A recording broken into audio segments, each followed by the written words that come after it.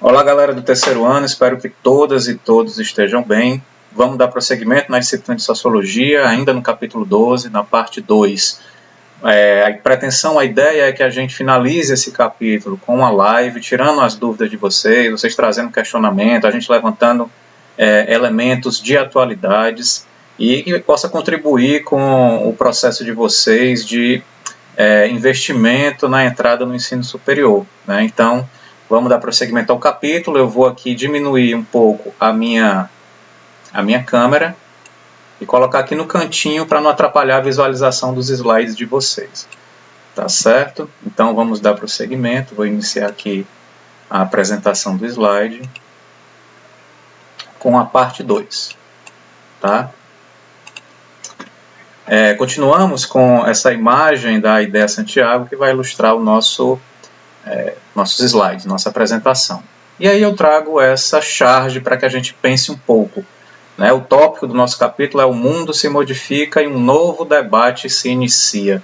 E aí mostra aqui a festa da globalização, né? Mas que a entrada não é permitida para todos e todas. Né? E aqui a pessoa que está na porta diz que a entrada é a entrada de serviço para esse grupo aqui de mulheres, de trabalhadores, né? de jovens. Então, será que a globalização consegue abarcar todo o segmento, todo o planeta de forma igual? Será que todas e todos têm a mesma oportunidade de estar diante da festa da globalização? Esse é um questionamento que eu trago para vocês. Tá? E aí eu trago essa matéria no comecinho da pandemia, dia 4 de abril de 2020, da fonte da BBC, né, bbc.com, português. Estados Unidos são acusados de pirataria e desvio de equipamentos que iriam para a Alemanha, França e Brasil. O que é que acontece?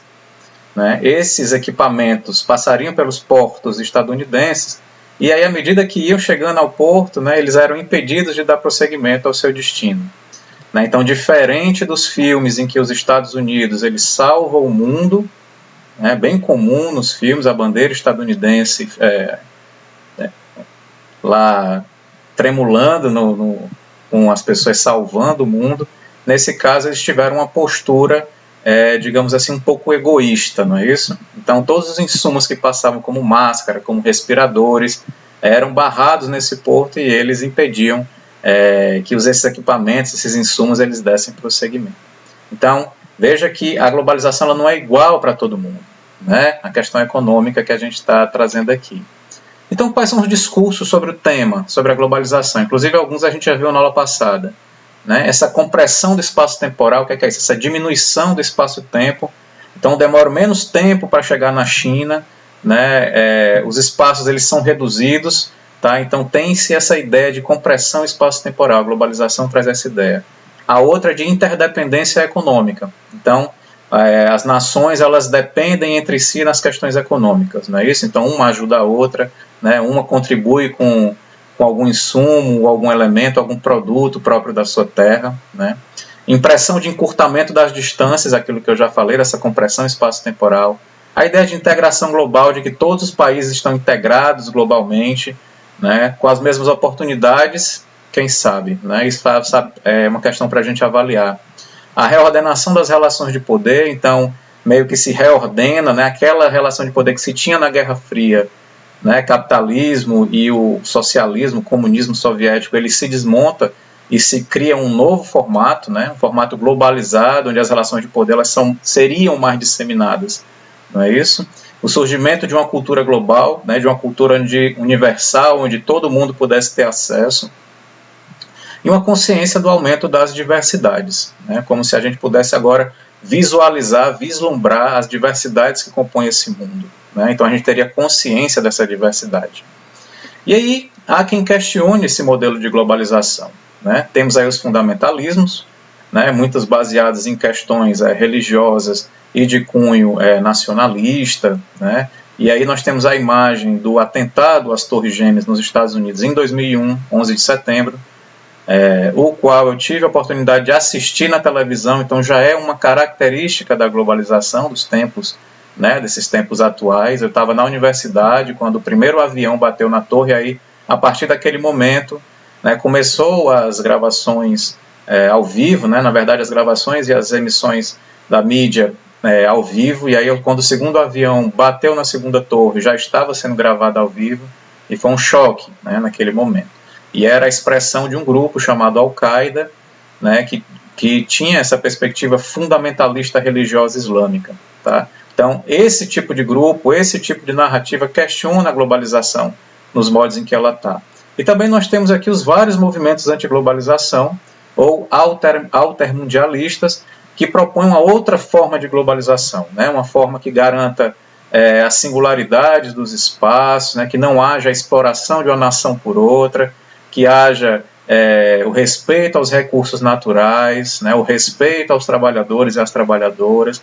Então, há esse movimento também. São duas narrativas, né?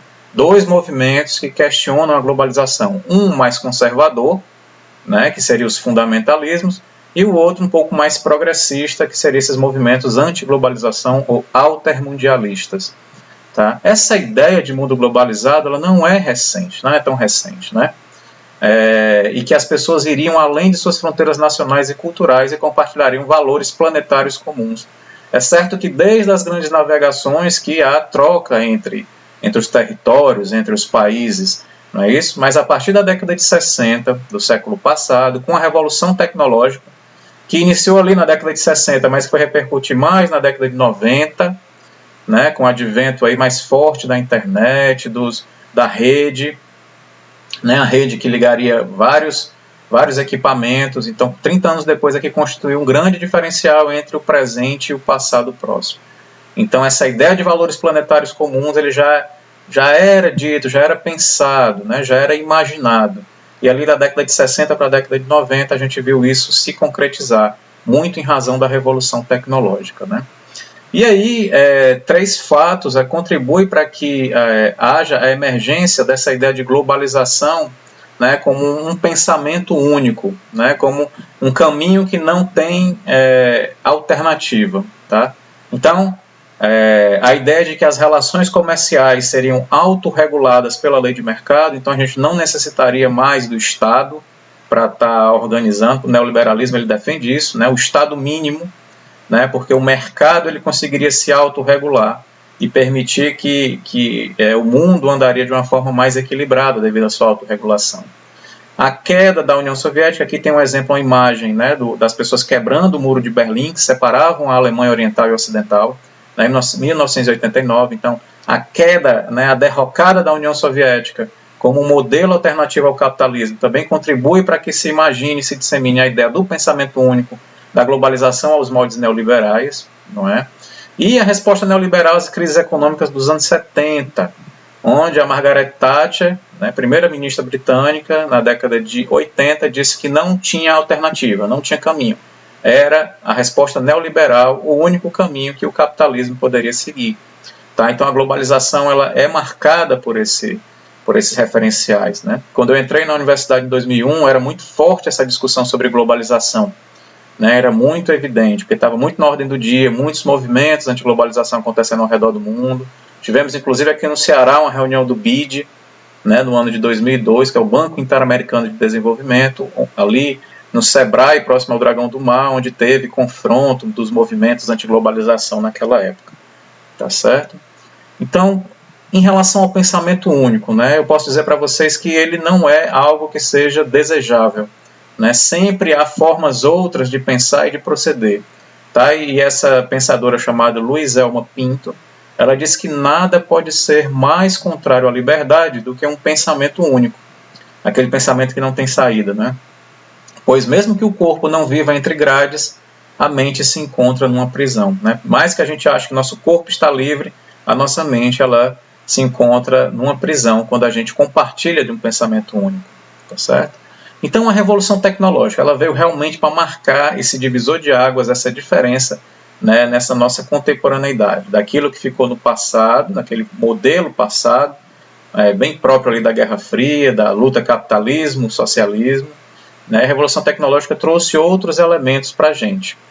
Tá? E o advento da internet, né, ela traz, por exemplo, uma maior facilidade de veiculação e transmissão de notícias e ideias. Né? Então a gente tem essas imagens em tempo reais, né? Como eu disse para vocês, o 11 de setembro de 2001, né, a guerra em Ruanda, a guerra do Golfo. Essas guerras começaram a ser televisionadas, começaram a ser visibilizadas, tá certo? A facilidade para transações econômicas internacionais. Então, antigamente, você precisava ir num banco, na Suíça, não sei onde. Hoje, você, com um computador, um smartphone, você consegue fazer transações econômicas internacionais. Mobilizar dinheiro e recursos em várias partes do mundo, né? Um novo patamar de entrelaçamento econômico, político e cultural das nações, né, devido a essa ferramenta da internet, permitiu isso, esse entrelaçamento econômico, político e cultural das nações, tá? Influenciar um grupo muito variado, os grupos sociais os mais variados, né, as várias correntes, desde o fundamentalismo até as correntes mais progressistas, né, anarquistas, revolucionárias, movimentos liberais, neoliberais. Então, a influência ela passou a ser um pouco mais global. Então ficou mais fácil me comunicar com as pessoas, né? Criou-se, por exemplo, novas formas de diálogo entre o global e o local, né? O tempo todo dialogando, algumas vezes em conflito, é fato, mas o tempo todo dialogando. A gente não tem mais como fugir daquilo que é global, daquilo que está expresso na mídia, que está expresso nos filmes, que está expresso nas músicas, e aquilo que a gente vive aqui no nosso cotidiano local, né? Ele está o tempo todo em diálogo, né? Em comunicação. Então vocês veem que é muito fácil a gente ouvir uma música internacional hoje, assistir filmes, né, ver movimentos internacionais, jogar online com pessoas de outros países. Então vejam que há uma nova forma de diálogo entre o global e o local. Tá? E aí a internet, gente, ela contribuiu com a Primavera Árabe, que foi um movimento de democracia ali no norte da África e no Oriente Médio, onde algumas nações que viviam numa situação de ditadura, né, teve, por meio do movimento popular, vocês estão vendo aí multidões de pessoas, né, questionando esse modelo ditatorial, democrático, e trazendo a narrativa democrática. Então foi um movimento interessante. A Al-Qaeda, que eu falei para vocês, que foi responsável pelos atentados em 11 de setembro dos Estados Unidos, e outros também, os talibãs, não é isso? E é importante dizer, gente, que o islamismo não se resume a isso, né? Existem várias correntes do islamismo. Então, islamismo, os muçulmanos não se resumem às práticas fundamentalistas, certo? É importante que a gente tenha consciência disso e não reproduza estigmas e preconceitos tão comuns e que muitas vezes a mídia ela não se responsabiliza por trazer as informações corretas, não é? Então, a gente precisa o tempo todo realmente estar pesquisando. O Anonymous, que é um movimento de hackers, né, em maior medida, de pessoas que atuam dentro da rede, sistema, colapsando grandes sistemas para poder lutar por direitos sociais, né, dar visibilidade a isso. Então tem o filme V de Vingança, muito conhecido. A Casa de Papel, em certa medida, também teve uma influência nesse movimento Anonymous, que está ali no Netflix, né. E o Greenpeace, que é uma organização não governamental que defende os recursos naturais. Então vocês estão vendo aqui um barco do Greenpeace, que vai para o confronto, né, com embarcações que pescam baleias, que estão sujando os oceanos de óleo ou levando sujeira, plástico. Então eles fazem esse questionamento, esse tensionamento. O Greenpeace é um movimento teve muita visibilidade na internet. Todos esses 4 tiveram muita visibilidade na internet. Por exemplo, grupos fundamentalistas islâmicos, eles filmavam, por exemplo, sequestros, né, algumas imagens um pouco mais duras e violentas para dar visibilidade à sua luta, né, aos seus questionamentos. E aí esse cientista político estadunidense, Samuel Huntington, desenvolveu uma linha de raciocínio chamado choque das civilizações. Ele vai dizer que os conflitos no futuro eles se darão por questões culturais e religiosas, né, os conflitos bélicos, muito mais do que a luta de classes, do que a luta dos trabalhadores, lutas socialistas. O que vai realmente mobilizar o confronto seriam as questões de identidade cultural e religiosas. E ele estava ali muito pautado por aquilo que estava acontecendo em 2001 com a Al-Qaeda, né, com os Estados Unidos decretando guerra ali ao Afeganistão, não é isso? Então ele tinha essa compreensão, tá certo? Mas a globalização, gente, seria um mito? No texto do livro vocês veem, né, o capítulo, o capítulo não, a seção no capítulo, né, a globalização como mito. Será um mito? Mas que diabo é mito? Que diabo é isso, mito? A gente tem utilizado muito comumente essa palavra sem saber muito bem o que é que significa. Não é? Então, o mito, gente, ela é uma narrativa de teor fantástico e simbólico, tá? Que normalmente com personagens ou seres que incorporam as forças da natureza e as características humanas. Então, tem algo de fantástico, de simbólico, que não está necessariamente amparado na realidade, tá?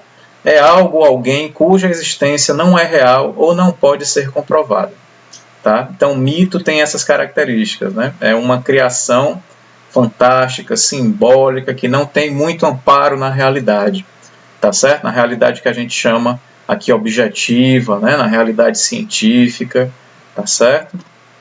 E aí, esse cientista político argentino, José Maria Gomes, ele vai dizer que a globalização ela funciona como um mito, né? Por quê? Porque ela é uma ferramenta, segundo ele, a serviço das novas estratégias de acumulação do capitalismo internacional. Então, é uma ferramenta, é um discurso, é uma narrativa que foi criada pelo capitalismo internacional para poder se beneficiar disso, como algo positivo, como algo bom, como algo desejável, como algo necessário. Então, esse termo globalização ele foi inventado, né, e difundido ali nos anos 80 pelas escolas americanas de administração de empresas no período de consolidação hegemônica do neoliberalismo. E passou a fazer parte desse discurso. Então, se cunhou esse termo globalização, começou-se a se disseminar isso, a ponto da gente estar discutindo aqui hoje, em 2021, essa expressão, tá? Então foi criada de forma artificial por essa escola estadunidense, essas empresas de administração, né, no período de consolidação hegemônica do neoliberalismo. Então a base do mito, desse mito, está na visão das grandes corporações internacionais, comprometida com a geração de lucros no universo capitalista. Eu pergunto, gente, o lucro, ele se preocupa com a vida? Essa é uma questão importante. Se eu estou interessado em lucrar, ao mesmo tempo eu posso também estar interessado na vida, em cuidar dos recursos naturais, em proteger os trabalhadores. Essa é uma questão que eu trago para vocês. Tá? Então, a globalização seria um fenômeno benéfico e irreversível. Lembre-se daquela ideia do pensamento único, né? Como se só tivesse esse caminho. Pois combina várias ideias, entre elas a ampliação de possibilidades de lucro, tá? A velocidade de comunicação, que a gente já discutiu aqui, a tomada de decisão em tempo real. Então a gente pode se reunir com pessoas de vários mundos, né? De vários locais, de vários territórios, de vários espaços, tá? E decidir tomar uma decisão em tempo real, sem ter que se deslocar, né? Por meio da tecnologia que a gente dispõe, né? Então, a globalização ela foi repercutida por meio dessas instituições que visavam o lucro, tá? Mas uma outra globalização é possível, né? No discurso neoliberal, gente, as melhores soluções para as questões sociais estariam nas leis do mercado. E que leis são essas? Que leis do mercado são essas que seriam as soluções dos nossos problemas, das nossas questões sociais? Quanto mais livre fosse a concorrência, né, entre as empresas, melhor seria a qualidade do produto e menores os preços, o que supostamente aumentaria o consumo da população e, em consequência, a qualidade de vida. Então, segundo esse pensamento, segundo o discurso neoliberal, quanto mais livre fosse a concorrência, melhor seria a qualidade dos produtos e menores os preços, porque eles iriam ali concorrer e eles desejariam diminuir o valor das coisas para que a gente pudesse consumir, né, para aumentar o consumo da população e aumentar a nossa qualidade de vida, como se a referência ao consumo fosse diretamente ligada à qualidade de vida. Outra questão do discurso neoliberal: quanto maior fosse a voracidade do empreendedor, né, aquele que empreende, aquela empresa, aquela pessoa que empreende, maior seria a criatividade, a inovação e o ganho do consumidor. Então, quanto mais as pessoas quiserem empreender, melhor vai ser em relação à criatividade, melhor vai ser em relação à inovação, e o consumidor ele ganharia isso. Segundo esses princípios, esse discurso, a cidadania estaria cada vez mais associada ao consumo e cada vez menos relacionada aos direitos sociais, como saúde, educação, assistência social, que seriam conquistas ao longo da história. Então, muda-se o discurso, muda-se a narrativa. tá certo? Então a narrativa, o discurso neoliberal, ele trata disso. Aspectos negativos dessa perspectiva. Os países periféricos de economia capitalista internacional, por exemplo, né, as suas elites locais, por exemplo, as elites locais brasileiras, geralmente se associam ao grande capital internacional, tá? O que facilita a instalação aqui de grandes corporações multinacionais, que exploram a força de trabalho brasileira, né, geralmente é mais barata do que a força de trabalho europeia ou estadunidense, tá? Utilizam os nossos recursos naturais, então utiliza a água, né, utiliza o solo, utiliza a energia, tá? Pagando salários cada vez mais baixos, utilizando métodos predatórios para o que a gente chama de natureza, tá? As consequências negativas também se revelam em situações mais extremas, como, por exemplo, a exploração do trabalho infantil. Acontece ainda hoje a exploração do trabalho infantil para dar conta da produção de multinacionais. A ideia é o turismo de base sexual, né, nessas viagens entre os países, né, os países mais periféricos, eles ficam mais refém daquelas pessoas que vêm dos países mais centrais para que haja exploração sexual, inclusive de crianças e adolescentes. Então, o turismo de base sexual, né, alguns países se notabilizam por isso, o Brasil é um deles, tá? E a destruição do meio ambiente. Então, esses são alguns aspectos negativos desse modelo de globalização que a gente tem visto. Por exemplo, trago essa matéria aqui também da BBC. Apple e Nike, a Apple que produz os iPhones, né, e a Nike, são acusadas de usar trabalho forçado de minoria muçulmana na China. Então, olha aí, a Apple e a Nike são empresas multinacionais estadunidenses, tá? E elas estão aplicando um trabalho forçado com a conivência do governo chinês, certamente, né? Eles sabem disso, né? Em território chinês. Então veja aí a força da globalização. Não é de agora que a gente ouve falar que empresas como Adidas, Nike, né, aí a Apple, elas utilizam trabalho análogo ao escravo, aí tem entre aspas, né, trabalho forçado. Né? Então, análogo à escravidão, para que obtenha mais lucros, produza suas coisas a um preço muito mais em conta e venda de forma elevadíssima. Tá certo? Outra questão importante, na aula passada eu falei para vocês sobre a questão da soja brasileira comprada pela China. Tá? Essa matéria da Fiocruz, Fundação Oswaldo Cruz, essa fundação altamente renomada de pesquisa brasileira, tá? Quem não conhece pode conhecer, buscar. Ele vai falar do consumo de água excessivo para produzir soja. Então, a China, por exemplo, quer comprar a nossa soja para alimentar os seus porcos, que é uma carne muito apreciada lá, tá? Mas não querem produzir soja lá porque gasta muita água. A produção de soja consome 2.000 metros cúbicos de água por tonelada, enquanto a da batata, por exemplo, demanda 300 metros cúbicos. Tá expresso aí nessa matéria da Fiocruz. Então, a China não importa somente a soja. Ela importa também a nossa água, que é uma quantidade muito grande de produção, e eles não querem gastar esse recurso lá no território chinês.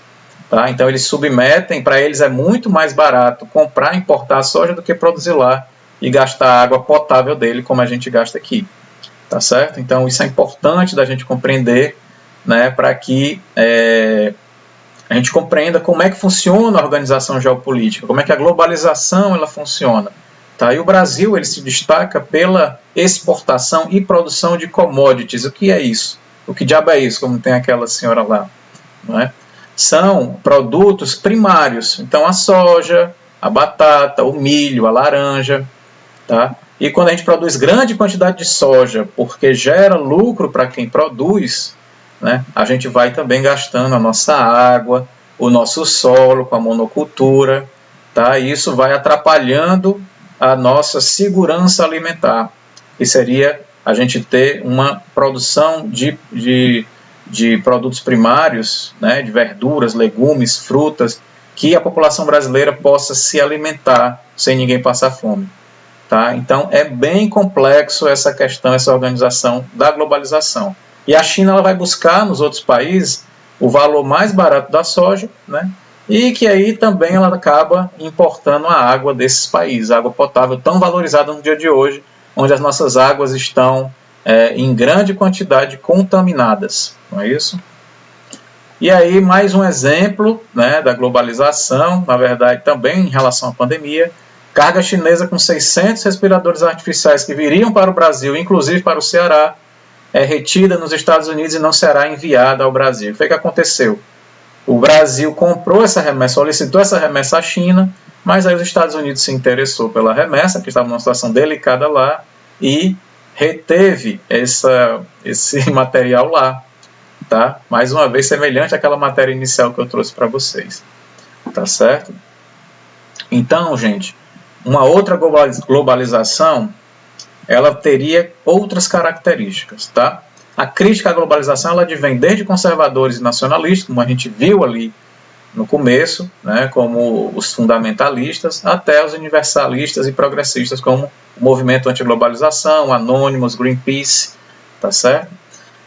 Eles são representados por organizações e movimentos sociais como ambientalistas, Greenpeace, sindicalistas, feministas, defensores dos direitos humanos, e têm em comum a meta de viabilizar outro tipo de organização, que garanta o direito de todos, preserve a natureza e utilize os recursos de forma racional e justa. Tá? Esse movimento eles não se opõe ao fenômeno globalizador, porque é muito positivo que a gente possa conversar, né, ter acesso a outras, mas ao mesmo tempo esse modelo capitalista liberal ele privilegia as grandes corporações e as potências econômicas em detrimento aos países periféricos, aos países menores. E mesmo em relação a essa questão de música, de filmes, vocês têm acesso, por exemplo, à produção cinematográfica de Gana, da Nigéria, do Peru, mais próximo daqui, do Uruguai, ou a gente fica restrito ainda a ver as coisas que são produzidas nos Estados Unidos, né, na Europa, a maior quantidade. A mesma coisa a música. A gente não escuta música árabe no nosso rádio, a gente não escuta música africana no nosso rádio. Muito difícil, muito raro. A grande maioria do material que a gente consome é um material produzido pelas grandes corporações. Tá certo? Então, a globalização ela não é igual para todo mundo. Tá? Mas qual é a saída, gente? A criação de blocos transnacionais, juntar esses países que são periféricos, na integração regional, essas são cenas dos próximos capítulos que a gente vai estar discutindo para finalizar esse capítulo. Eu espero que a gente possa fazer uma live o mais rápido possível para que veja questões, dúvidas que vocês tenham, trazer também questões mais atuais, tá certo? E agora eu queria resolver com vocês uma questão da UES de 2019, onde atravessa um pouco aquilo que a gente discutiu aqui. Vamos lá. A destruição do meio ambiente, causada pelo homem, pode ser impedida pelo próprio homem, desde que se modifique radicalmente o modelo econômico que vem sendo imposto à sociedade nestes últimos 2 séculos. A lógica que está presente na destruição da natureza é a mesma lógica baseada na acumulação sem freios do capital. São irmãos siameses. Do livro Sociologia para Jovens do século XXI, que algumas escolas estaduais utilizam. Não é isso? Vamos lá. Ao comando da questão. No que diz respeito à destruição do meio ambiente e sua relação com o aquecimento global, é correto afirmar que... Então, o que é correto afirmar? A. As atuais alterações do clima não são fenômenos naturais. Correto. Previstos para acontecer com a Terra, cujo aquecimento está sendo provocado e acelerado pelo próprio homem. Muito bem, essa questão ela provavelmente pode ser a certa, né? As alterações do clima elas não são naturais, elas não se dariam sozinhas, elas estão acontecendo pela intervenção do homem, né? Acelerado pela nossa produção industrial, pela nossa exploração dos recursos naturais, tá certo?